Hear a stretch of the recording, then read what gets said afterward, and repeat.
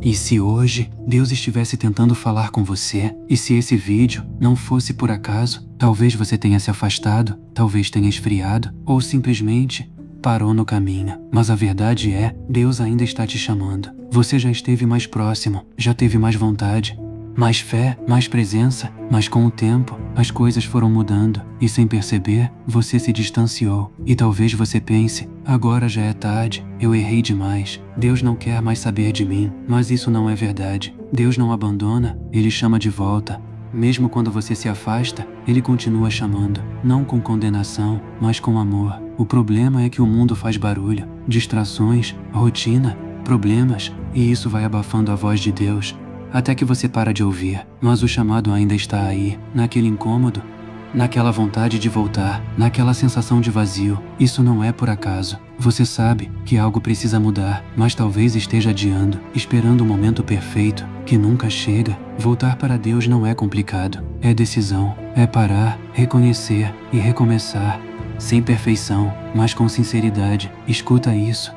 Deus não quer uma versão perfeita sua, Ele quer você de volta. A pergunta não é, Deus ainda me aceita? A pergunta é, eu vou responder ao chamado? Hoje pode ser o recomeço, não ignore.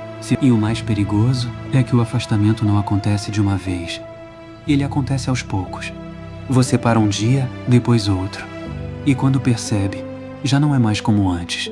Ninguém decide se afastar de Deus de repente. Começa com pequenas coisas. Menos tempo com Deus, mais distração, menos sensibilidade, até que a presença deixa de ser prioridade. Mas mesmo quando você se afasta, Deus não muda. Ele não perde o interesse, não fecha a porta, Ele continua chamando.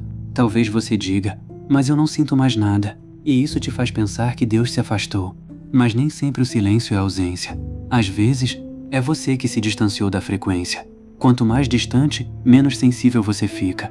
E não é que Deus parou de falar, é que você parou de ouvir. Mesmo assim, Deus não te rejeita, Ele não te aponta, Ele te chama, com paciência, com amor, com constância. Aquele vazio que você sente não é falta de algo, é falta de Deus. E isso já é um sinal, você ainda não perdeu a conexão. Você não precisa de um momento perfeito, nem de uma vida perfeita. Voltar é simples, reconhecer, decidir e dar o primeiro passo. Não precisa esperar se organizar para voltar. Você se organiza depois que volta. Escuta isso com atenção.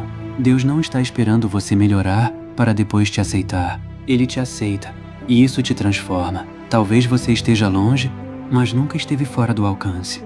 O chamado continua. A porta ainda está aberta, e a decisão é sua. Essa mensagem falou com você? Compartilhe com alguém que precisa voltar.